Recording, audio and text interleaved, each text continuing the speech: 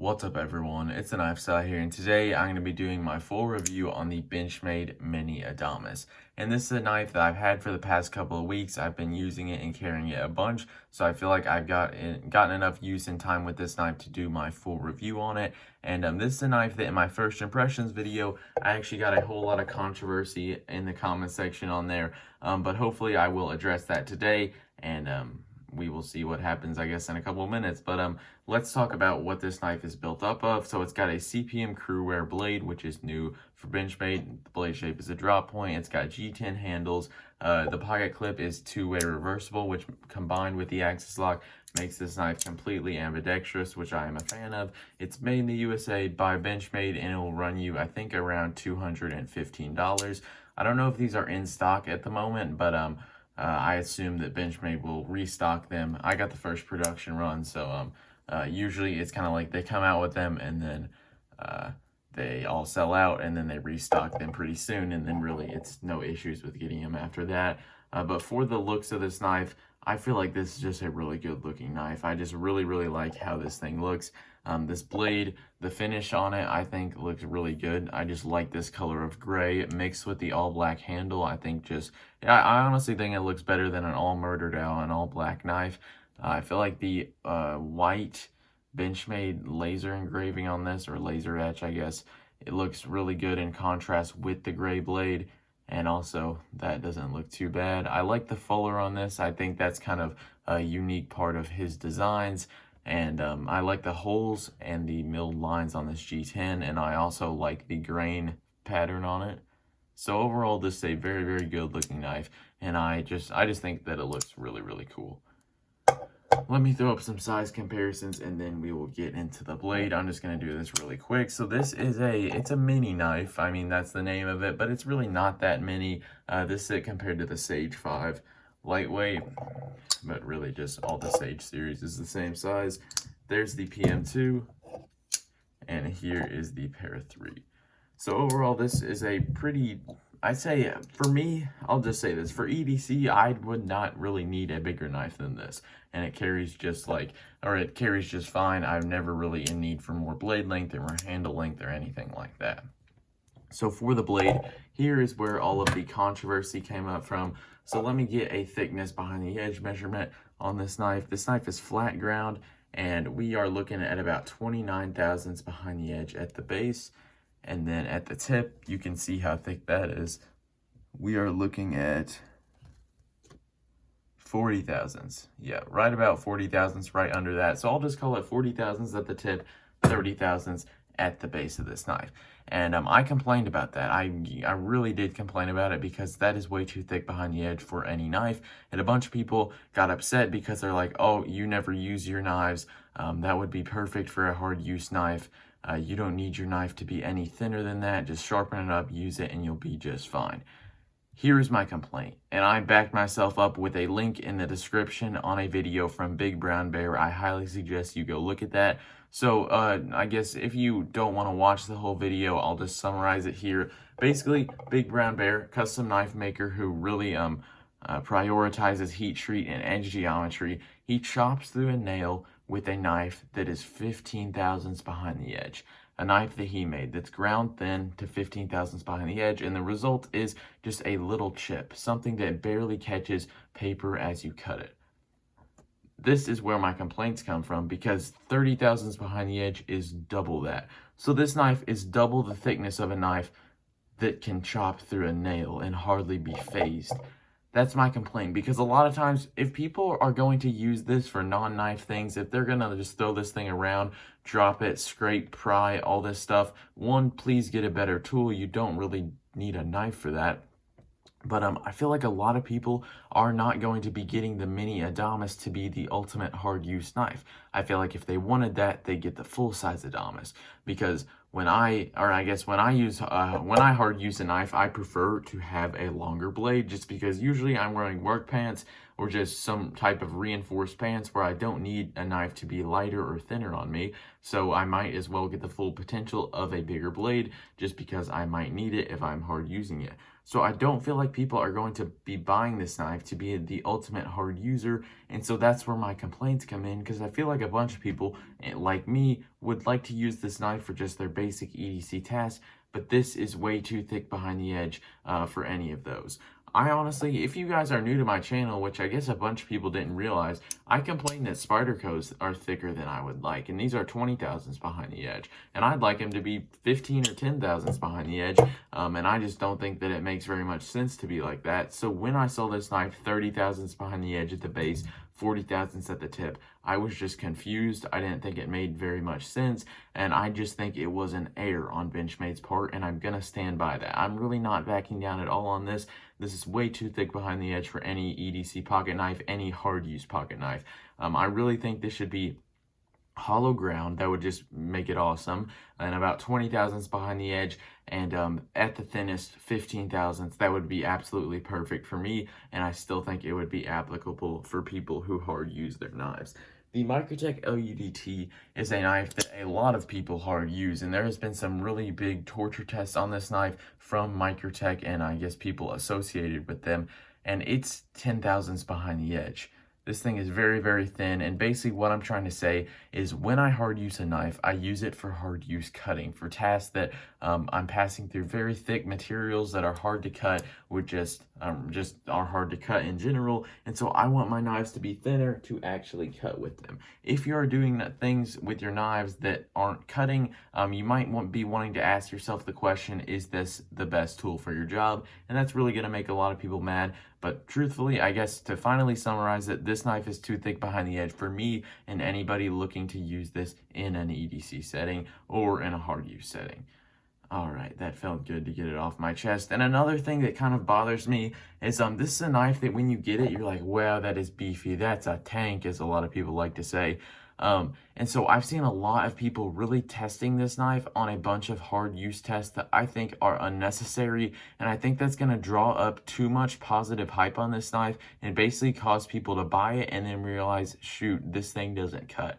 The kind of tests I'm seeing are, you know, the ones where you stab wood, go like that, where you just straight bring this thing to a brick and just hit it with a hammer, baton with it. I don't understand it. I don't use a pocket knife for that. I'm not ever going to use a knife with the name Mini in it to do something like that. And so I think that's going to create a bunch of positive hype that will end up resulting in negative hype from people. So there are my thoughts on that. Rant over. I'm good now. So, and another thing is this blade is in crew wear. A very good steel, a steel that a bunch of people who I respect their opinion on steel really like and really enjoy. So I was excited to get my hands on this. And overall sharpening, it felt fine. It deburred pretty nicely. It seems like Benchmade did a pretty good job heat treating this, but I didn't really do a straight up edge test, so I wouldn't really know, and I don't really have anything to compare it to. But the reason why I didn't get the full potential of crew wear is just because it's thicker behind the edge. When a knife is thicker behind the edge, you kind of have to sharpen it more often, or else it just won't go into materials as good. Because when you're pushing, or when the thickness behind the edge matters is when you're first initially pushing through the material of what you're cutting. And if that's dull, I mean, you're really not going to be able to do very well. So in order to keep this thing cutting, I pretty much keep it where it's hair shaving at all times. That means I'm stropping this up very frequently. I'm touching it up on a stone very frequently, and it's just, I'm not getting the full potential of crew wear just because it's so thick behind the edge. This Gale Bradley 2 and M4, it's hollow ground and about 10 thousandths behind the edge. I honestly could run over to a sidewalk, completely dull this knife, and still use it for really all of the needs I need it for. Would it be ideal? No, I prefer to have a razor sharp knife when using it, but I don't need a knife to be razor sharp when it's like this, just because it's so thin, it's just going to cut everything. The issue with knives that are thick behind the edge is you have to keep them sharp, or else they're just going to bind and they're not going to enter into materials. This, I can attest to this with my small Sabenza here. I've been carrying this just a ton. I really like this knife. It's about 23 thousandths behind the edge, which I wish it was a little bit thinner. And I have found myself really having to strop this knife a lot, just because I was using it to cut up a bunch of cardboard, and just entering it into the cardboard became a little bit difficult the more this knife got dulled. And I mean, it would still slice paper in a not a push cut, but kind of a draw cut. But it still just wasn't sharp enough to really, or I mean, I still got the task done at the end of the day, but it wasn't really efficient for me, and it just wasn't ideal. So that is why I like knives that are thinner behind the edge, and that is why this knife is just too thick behind the edge, and I wish it was thinner so I would be able to use it more, enjoy it more, and really get the full potential out of crew wear. And I don't want to seem like crew air is going to perform worse in like a cut test now that it's thicker behind the edge. It will still hold the same, or close to the same length of edge retention as a knife that would be crew wear and 20 thousandths behind the edge, but it's just not going to actually perform as good for the actual EDC task that you are using it for. So, all over with the blade, let's move on. Talking about, I guess sharpening this, I'll talk about that. So I've seen people with that have horrible off-center grinds with this knife. Someone commented on one of my videos basically saying theirs was off-centered, and mine is decent. You know, it does thicken up a lot at the tip, and it was kind of hard to get this angle down just because I'm honestly sharpening this. I am going like that. I'm raising way up, and it still looks like it kind of widens at that tip. But overall, I feel like this is pretty on center. It maybe look a little bit thinner here, or a little bit wider back here than it does over here, which that could just be error on my part.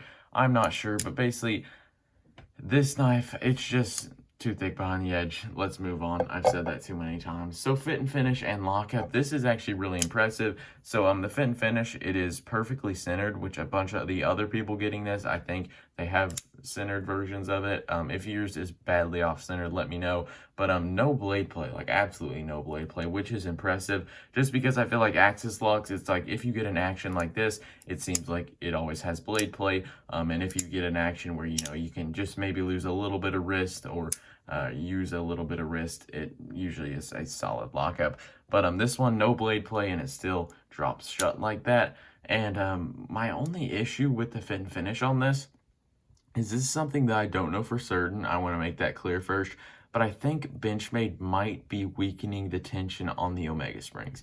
Here's why I think that. One, pretty much every axis lock I own, I can shake it out, do the shake test. I don't really have the room to do it on camera, but I'll try. Basically, I just shook it out like that, and I was able to completely open this knife. And this one, it's just a lot worse than, my Griptilian or something like my Hogue Ritter or Hogue Deca. It's way worse than that, and especially my Mannix, I cannot even shake this one out. But it's using a stronger coil spring, so I understand that.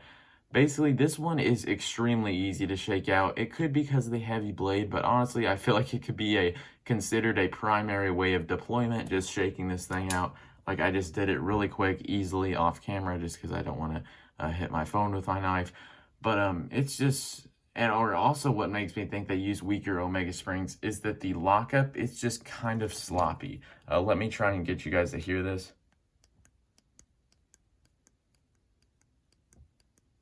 There's just a little bit of play in there, and what makes me think that that is due to the Omega springs is because this knife is being, basically this lock bar is being pushed up forward from the tension of the Omega springs. And let's say I barely pull it back a little bit. Let me just do this with one finger so you can see it.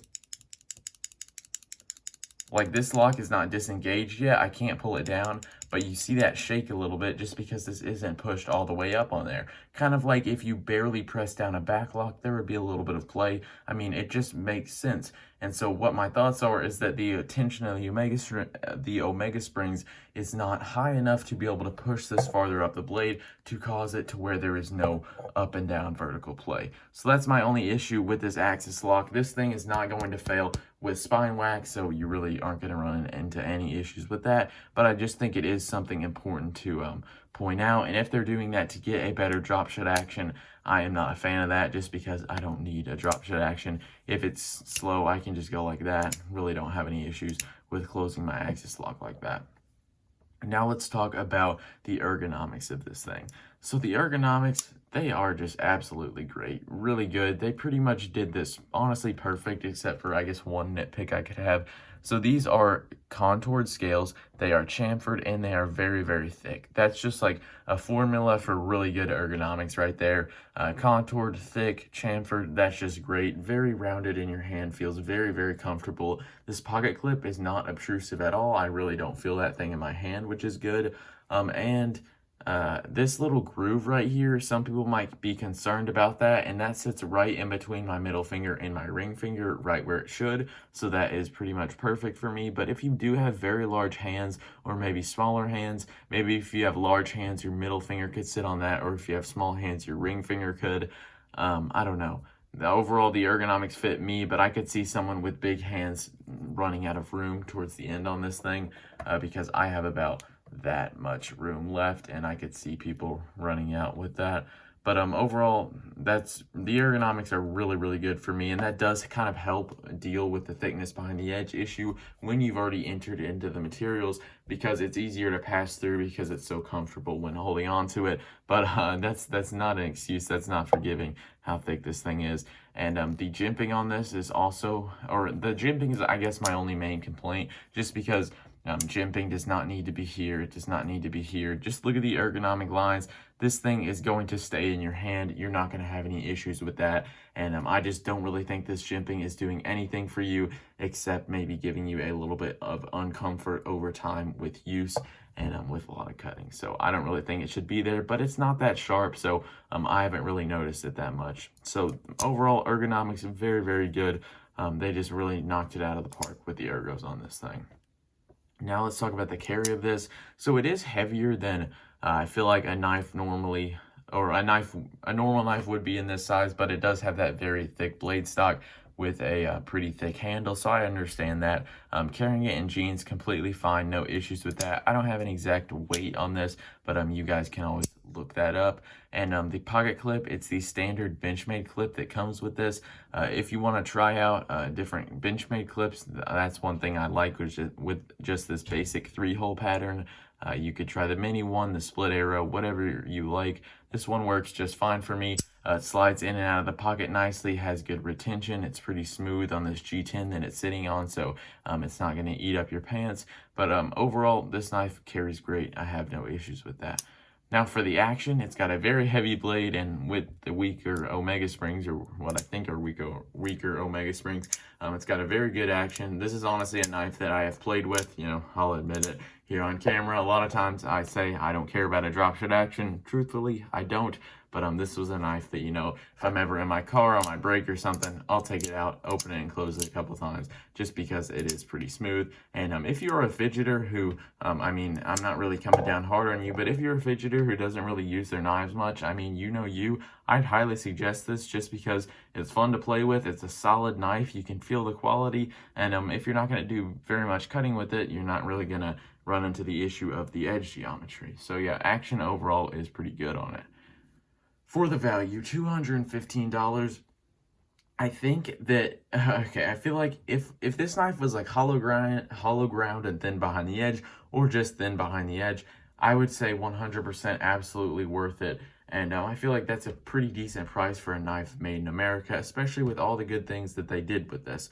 But it's just going to be hard for me to suggest to someone who's going to be using this in an EDC or hard use fashion, just because it's so thick behind the edge. I just don't really see it being enjoyable for someone to use, and it sure really wasn't enjoyable for me to use, just because honestly, after the 2 weeks of carrying this, I switched out to other knives just because I was kind of tired of having to strop this knife over and over again, and just it not being that fun to use. Because that's one thing about knives that are thin behind the edge. I feel like these are actually fun to cut things with. It's fun to just slice like that and just slice right through everything. Some people might think it's weird, but I do like knives that are thin behind the edge and really sharp. And so this one, it's just too thick behind the edge. It makes it very hard for me to recommend. So I guess my suggestion to you, if you're going to absolutely abuse this thing, treat this like it isn't a knife, do worse things to this knife than you would do than chopping through a nail, which is going to be kind of hard to find something that is worse than that. get it, I guess. I'd really suggest it. Pretty much the main complaint with this is that it's too thick behind the edge and it doesn't really cut well. But I mean, that's like saying, oh yeah, I really like this pen, but it doesn't write well. I really like this watch, but it's not the best at keeping the time. It just doesn't, I mean, it's the main purpose of this tool, and when it doesn't fulfill that really anywhere close to its best ability, it's not the best. So that's going to do it for the video. If you got any comments, if you got any beef with me, leave it down below. I'll try to respond to that if I feel like it. But thank you guys for watching this video. Don't forget to like it and subscribe if you're new. And I'll see you guys in the next one.